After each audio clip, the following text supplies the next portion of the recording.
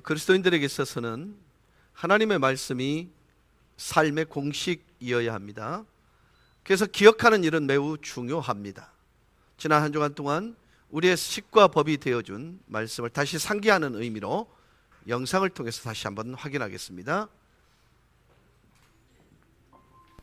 그렇습니다. 인생의 궁극적인 목적이 있어야 우리가 살아가는 동력을 삼을 수 있게 되는 것입니다.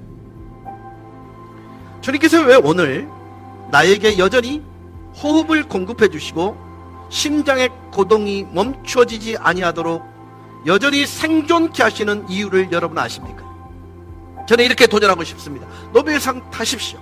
큰 명예를 가지고 지위를 가지세요. 그러나 인터뷰할 때에 한마디 할 내용을 준비하실 수 있기를 바랍니다.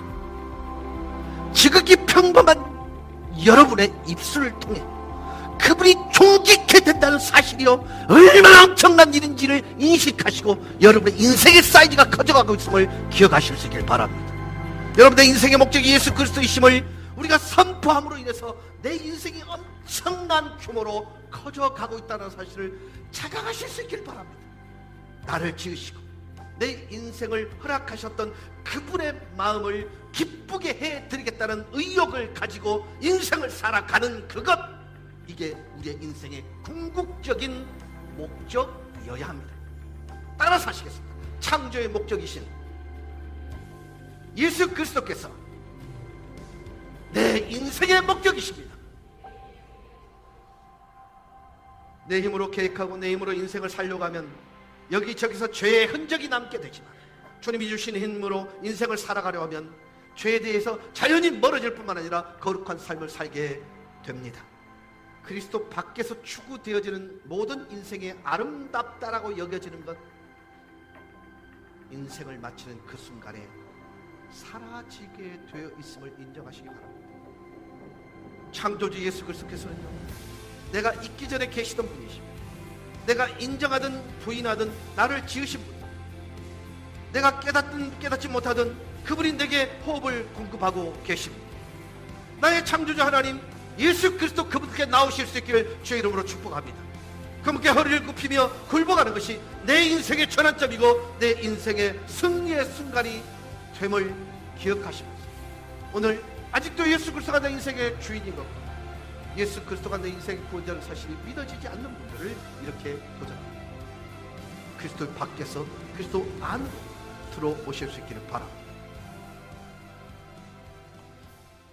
이 그리스도인들은 담장 밖에 있다가 담장 안으로 들어온 이방인이었고, 그러나 지금은 하나님의 자녀가 된, 어쩌면 신분의 완벽한 변화를 경험한 존재가 우리 그리스도인들입니다. 여러분, 우리가 그곳으로부터 안으로 들어올 때 여전히 담장 밖에는 나와 똑같은 삶을 살아가고 있는 영적 이방인들이 많습니다. 그들에게 주님이 찾아올 수 있는 유일한 방법은 먼저 그리스도 안에 와 있는 저와 여러분을 통해서만 가능한 것입니다.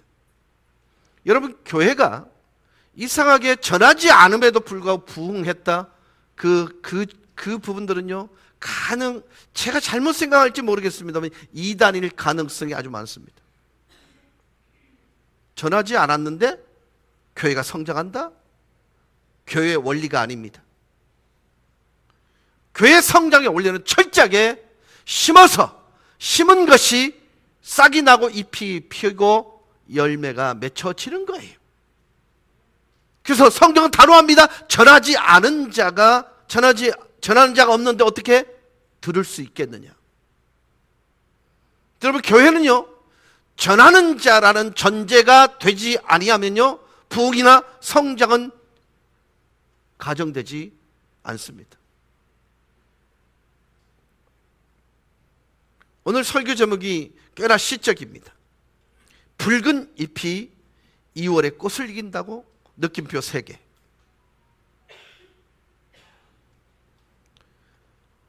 저는 지금도 여전히 30대 중반입니다. 망고 내 생각이죠. 근데 말입니다, 어느 순간부턴가 몸은 내 나이더라고요. 저는요, 파릇한 새싹이 움돋고 있는 30대 중반인 줄 알았습니다. 근데 어느 순간인가 이 봄에 피는 파릇한 잎사귀는요, 노란 단풍에 의해서 결국은 사라지게 되더라고요. 시간 싸움에서 이길 수 있는 사람 없습니다. 그러나 그때에 합당한 내가 이 땅에 있어야 될 이유들이 분명히 존재하는 거예요.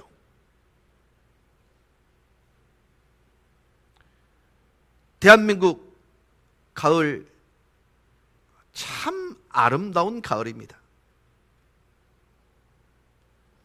작년에도 사실은요, 화단에 국화꽃이 노랗게 피어서 향기를 통해서 우리를 즐겁게 하고 예쁨을 통해서 우리를 행복하게 만들어 주었습니다. 그러나 한국의 가을 중에 가장 아름답고 볼만한 한국의 가을은 가을 들녘입니다. 문자 그대로 누런 곡식이 황금의 물결을 이루고 있는, 여러분 그 장면을 보면서 주님이 우리를 향해 도전하셨던 말씀을 반드시 기억해 내셔야 합니다. 눈을 들어 밭을 보라. 희어져 추수하게 되었도다. 오늘 주님의 말씀을 통해서 신령한 눈을 들어 가을의 밭을 바라볼 수 있기를 주의 이름으로 축복합니다. 그리고 이 말씀 가운데 하나님께서 우리에게 주시는 교훈과 은혜를 경험하실 수 있기를 바랍니다. 주님의 말씀을 연상케 합니다. 덜어는 옥토에 떨어져 혹 100배, 혹은 60배, 혹은 30배로 결실하느니라. 여러분, 십비는 비유를 말씀하셨는데요, 이대로 가을밭은 이루어지게 되어 있습니다. 가을의 들녘 열매 맺으라고 우리에게 교훈을 하고 있습니다. 세례 요한은요, 회개에 합당한 열매를 맺으라고 요구한 바 있습니다. 우리 주님도 너희가 나를 택한 것이 아니오 내가 너희를 택하여 세웠나니 너희도 가서 과실을 많이 맺으라. 사도 바울은 예수 그리스도로 말미암아 의의 열매가 가득하게 하여 하나님께 영광과 찬송이 되게 하라고 말씀을 해 주고 있는 것입니다. 여러분, 가을의 들녘은 열매로 가득합니다. 이렇게 질문하고 싶습니다. 여러분의 마음의 밭은 어떠신지요? 우리는 각각 금년에 얼마만큼의 마음의 열매를, 삶의 열매를, 그리고 인생의 열매를 연결게 했는지 한 번쯤은 돌아볼 필요가 있습니다.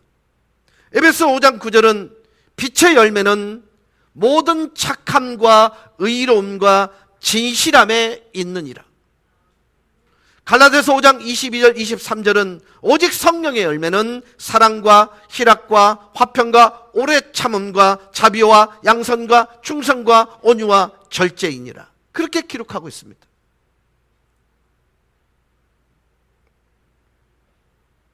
그리스도인들의 삶은요, 반드시 마음의 열매가 존재해야 됩니다. 품성의 열매가 존재해야 됩니다. 그리고 삶의 열매가 존재해야 되고 의의, 진리의 열매가 존재해야 되는 존재로서 살아가는 게 우리 그리스도인의 삶인 것입니다.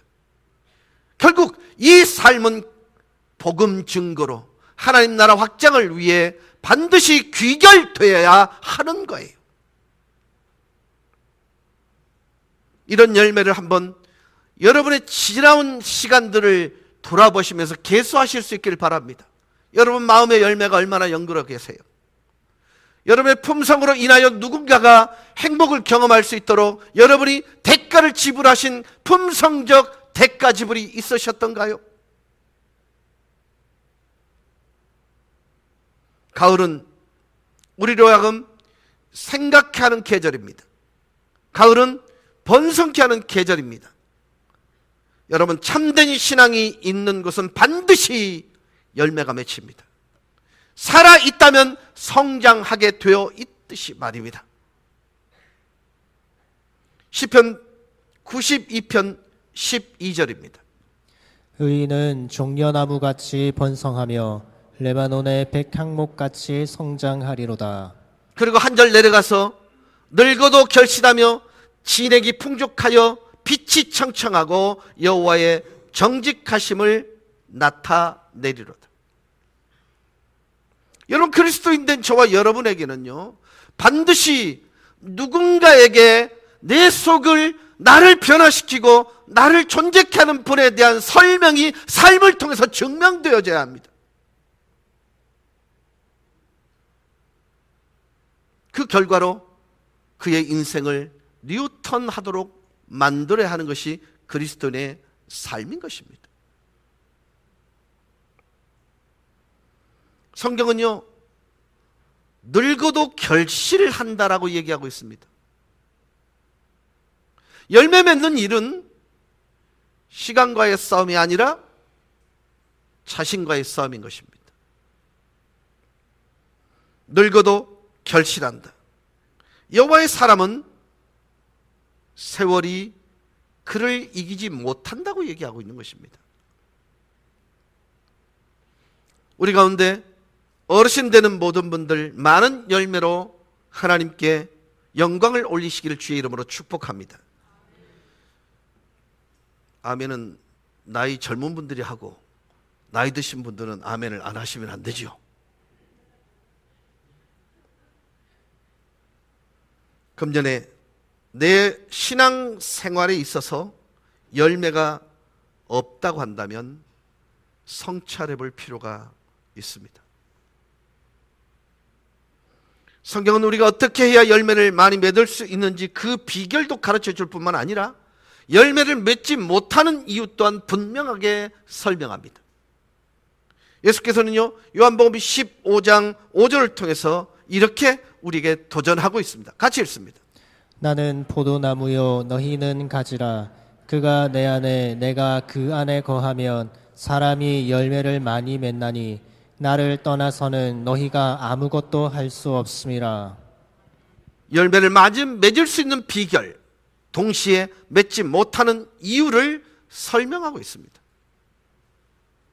우리가 주님 안에 있으면 열매가 많이 맺히게 될 것입니다. 우리 세 가족 중에 어떤 분이 이런 간증을 하시더라고요. 아니, 어떻게 우리 명곡교회를 오시게 됐습니까? 라고 물었을 때 자기는 장사하는 사람인데 늘 자기 집을 이용해주는 젊은 세대기, 물건값도 안 깎고 부르는 대로 가고 주는 대로 그걸 받아가 드리는 거예요. 처음에는요, 좀 더 싱싱한 것을 주는 게 아니라 처음에는 주다가 조금씩 지나면서 그래도 나중에 팔 것을 생각해서 덜 싱싱한 걸 줬는데 웃으면서 받아가고 그러더래요. 그리고 말투나 행동하는 모습, 그리고 그 모습을 보면서 무언의 감동을 받으신 거예요. 따지지도 않고. 여러분, 장사하는 분들에게 물건 안 깎는 사람만큼 고마운 사람 없습니다. 여러분, 우리 교회 가장 아름다운 전통 중에 하나가 뭐였냐면요, 택시 타기 운동이었거든요. 그때 여러분 제가 뭘 전제로 했습니까? 처음 갈 때 명곡교회 갑시다, 그렇게 얘기를 하고 그랬어요. 그러고 난 다음에 만원짜리를 주든 5천원짜리를 주든 거스름돈을 받지 마세요라고 말씀을 드렸는데 굳이 받는 분들이 많습니다. 여러분은 어때요? 그 한 사람의 영혼이 천하보다 귀하다고 했다면 내가 지불한 몇천원 더 지불한 몇천원이요, 그 사람에게 희망의 끈이 될 수 있다면 우리 기꺼이 그걸 선택해야 되는 것입니다. 그거 아껴서 뭐 평수 늘리시게?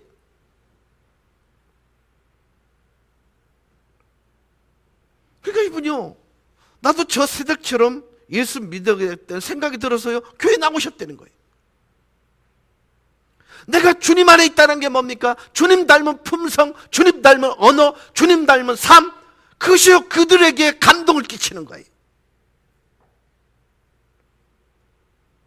주께서 내 안에 계시다는 것이 무엇입니까? 나에게 여전히 선한 영향, 성향, 행실, 선한 언어, 이것에 영향을 주고 있는 것이잖아요.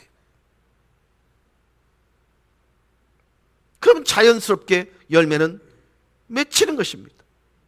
그래서 주님은요, 이런 삶을 위해 의미심장한 도전을 하시죠. 요한복음 12장 24절 말씀입니다. 내가 진실로 진실로 너희에게 이르노니 하늘의 밀이 땅에 떨어져 죽지 아니하면 한 알 그대로 있고 죽으면 많은 열매를 맺느니라. 여기도 열매를 맺는 이유, 맺지 못하는 이유를 먼저 설명하고 나중에 많이 맺을 수 있는 비결을 말씀해 주고 있습니다. 죽으면 많은 열매를 맺으리라. 내 자신이 아직 살아있는 까닭으로 열매를 맺지 못하는 것은 아닌가? 아직도 자기 중심주의의 이기적인 삶으로 말미암아 열매를 맺지 못하는 것은 아닌가? 여러분, 많은 열매를 맺으려면요, 묻혀서 썩어져야 속에 소위 말하는 생명이 움트기 시작하는 거예요. 내가 죽어야 합니다. 그리고 대신에 그리스도께서 나의 삶 속에, 내 인생 속에, 내 언어 속에, 내 품성 속에, 내 삶 속에 살아 계셔야 합니다. 범사에 그리스도가 중심이 되어야 하고 자기 대가가 지불되어져야 거기에 생명 열매가 맺혀지는 거예요. 여러분 스스로에게 한번 이렇게 질문해 보세요. 내가 저 사람이 참 좋은 사람이라고 얘기할 때 나에게 좋은 사람은 나를 위하여 대가를 지불한 그 사람이 좋은 사람이잖아요. 자기만 챙기는 사람을 우리는 좋은 사람이라 말하지 않습니다. 그렇다면 여러분, 그 사람에게 내가 좋은 사람이 되기 위해서는 그 사람의 삶의 방식에 내가 동의를 하였던 것처럼 내가 그 사람에게 그 삶을 살아내줘야 하는 것입니다. 근데 우리는 이상합니다. 그가 좋으면서 그 사람이 나에게 감동을 주는 삶에 대하여 닮으려 하지 않습니다.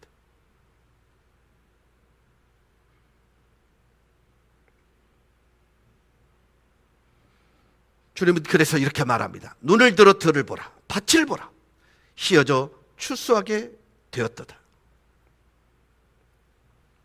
사실 이 말씀은 여러분이 읽으신 대로 사마리아 지방 수가라는 동네에 야곱의 우물이 있었습니다. 주님이 그 우물가에 한 여인, 사마리아의 한 여인을 만나서 복음을 증거하게 됐고, 마지막에 이 사마리아 여인은 예수가 메시아인, 구원자인 걸 깨닫고 자기 동네에 들어가 메시아를 만났다고 전파할 때 그 많은 사마리아인들이 예수를 보기 위해 나오는 장면을 보면서 휘어져 추수할 때가 됐다고 말하고 있는 것입니다. 여러분, 유대인들에게 있어서 사마리아인은 버려진 땅입니다. 가로밖의 인생들이 살고 있는 정말 원수 같은, 사람 취급을 하지 않았던 그런 정말로 동토 같은 땅이었습니다. 근데 주님이 그것을 일부러 가셨습니다. 목적지로 가려면요, 직진하면 되는 것을 우회해서 가셨단 말이죠. 왜요? 사마리아 여인을 만나기 위해서입니다. 그는 모든 것을 잃어버린 사람입니다. 잃어버린 것을 되찾기 위해 많은 남자들을 만나게 되지요. 그래서 주님이 첫 질문이 네 남편을 데려오라 그럴 때 저에게는 남편이 없습니다라고 얘기합니다. 그때 주님은 네 말이 옳도다 그랬어요. 그러면서 남자를 만나는 것을 통해서 네 가란 목마름이 해갈되지 않아.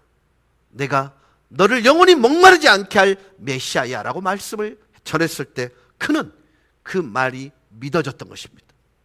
사랑하는 여러분, 적어도 우리가 사마리아 여인처럼 인생을 살다 보면 해결할 수 없는 목마름이 존재할 수 있습니다. 그때 주님이 내 목마름을 영원히 해결할 수 있는, 다시는 목마르지 아니할 유일한 믿음의 대상자를 믿는 그 사람은요, 반드시 사마리아인, 자기를 버렸던, 자기를 사람 취급도 하지 않냐고 그를 가로밖의 인생으로 버렸던 그곳에 다시 들어갈 만한 용기를 가지고 들어갑니다. 왜냐하면 그들에게 진짜가 없음 때문에 이러한 삶을 살 수밖에 없다는 걸 깨달았기 때문에 그렇습니다.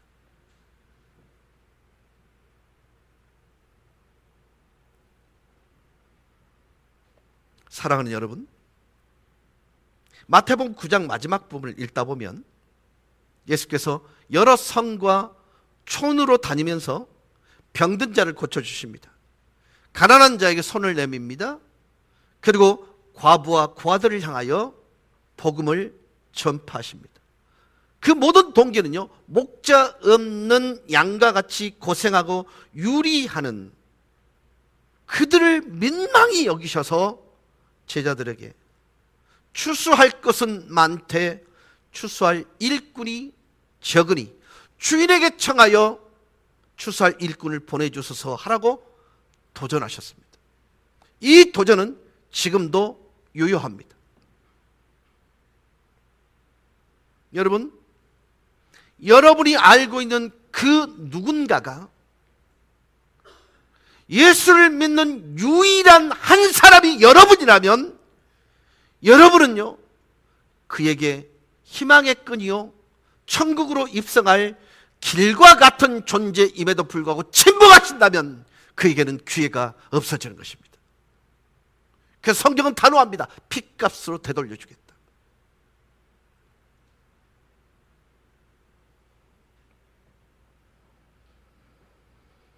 한국을 한번 돌아보십시다.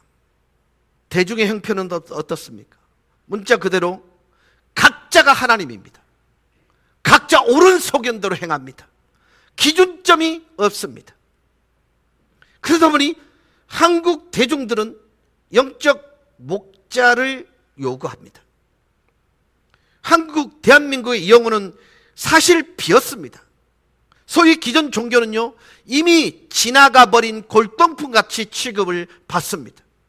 그런 의미에서 대한민국 대부분의 국민들은 무종교 상태라 보는 것이 맞습니다. 여러분, 주인이 없으면 옳은 소견대로 하는 것입니다. 거기 법도 없습니다. 기준도 없습니다. 룰도 없습니다. 자기만 옳으면 되는 것입니다. 오늘의 한국 사람, 대한민국 사람들은 처절한 이념과 싸우고 있습니다. 여러분, 참된 민주주의의 사상적 뒷받침이 될 수 있는 가치가 요구되는 때입니다. 대한민국 사회는 각기 자신들만의 진영 논리를 가지고 싸우면서 처절한 방종과 무례함으로 단결의 역사를 써가고 있습니다. 방종이 없는 자유의 사회 공동체를 만들어 가기 위해 정말 그리스도인들이 온갖 집중력을 가지고 기도해야 할 때입니다. 도덕적 혁신의 원동력이 될 만한 참 진리를 대망하고 있는 이 대한민국 국민들에게 우리가 삶의 식과 법을 제공함으로 말미암아 참된 길이 무엇인지를 보여주고 들켜야 할 반드시 필요한 시점이 지금입니다.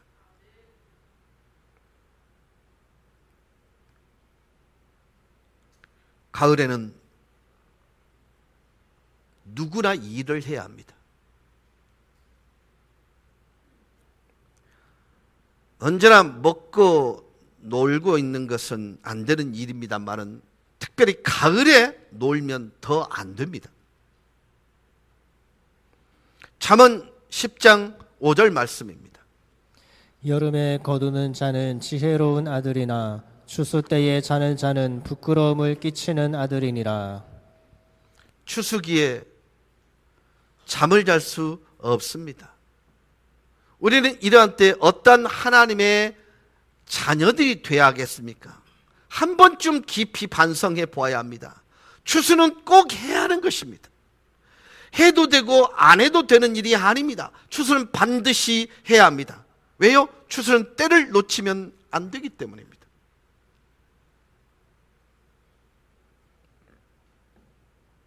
금년이 거의 지나가고 있습니다.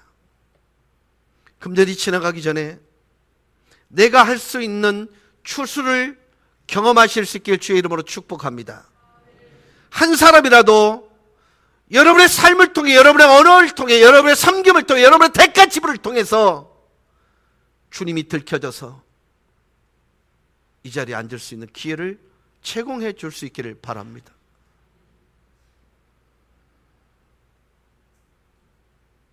성경은 심판을 추수에 비유할 때가 종종 있습니다. 계시록 14장 15절 16절입니다. 또 다른 천사가 성전으로부터 나와 구름 위에 앉은 이를 향하여 큰 음성으로 외쳐 이르되 당신의 낫을 휘둘러 거두소서 땅의 곡식이 다 익어 거둘 때가 이르렀음이니이다 하니 구름 위에 앉으신 이가 낫을 땅에 휘두르매 땅의 곡식이 거두어지니라. 최후의 심판에 관한 말씀입니다. 마가복음 3장 12절입니다.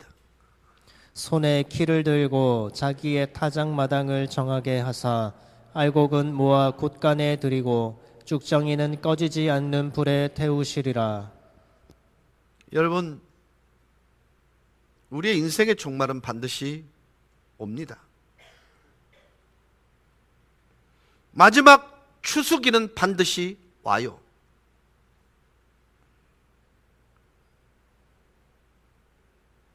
내가 알곡이 되어 있는지 쭉정이인지 한 번쯤은 성찰해 보셔야 해요.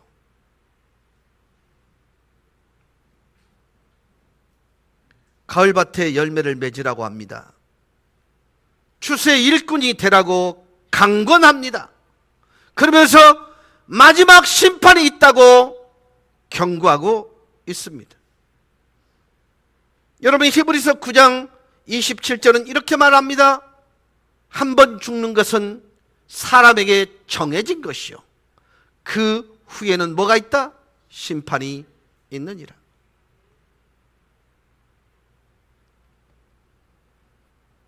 말틴 루터가 종교 개혁 당시 가장 열렬한 지지자 중에 한 친구가 있었습니다. 그는 말틴 루터에게 찾아와서 이렇게 말합니다. 형님은 현장에서 뛰세요. 저는 후방에서 정말로 목숨 걸고 기도하겠습니다. 그 약속대로 정말 처절하게 기도하고 처절하게 현장에서 하나님의 진짜 복음, 프로테스탄트를 증가하기 시작하지요. 몇 년이 지났습니다. 기도하던 그 영적 아우가 꿈을 꿉니다. 넓은 들에 곡식이 엄청나게 무르익었는데 그 가운데 추수하는 사람이 딱 한 사람이 있더랍니다. 한 사람만이 낯을 들고 넓은 들에서 추수를 하고 있더랍니다. 그래서 그 사람이 누군지를 가보았습니다. 가봤더니 루터였습니다. 그때 그 아우는 기도하는 것은 물론이거든요, 같이 낯을 들고 추수의 현장에 와서 추수를 합니다.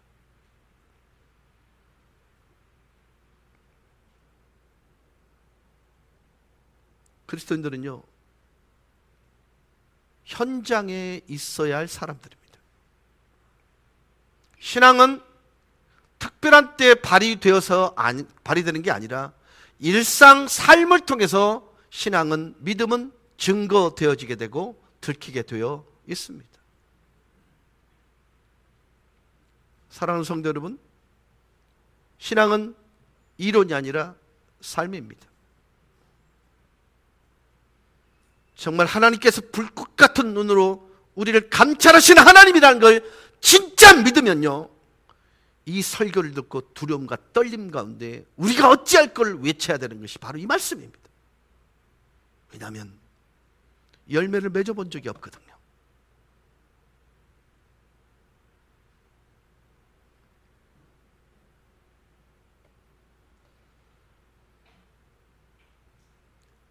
과원 주인이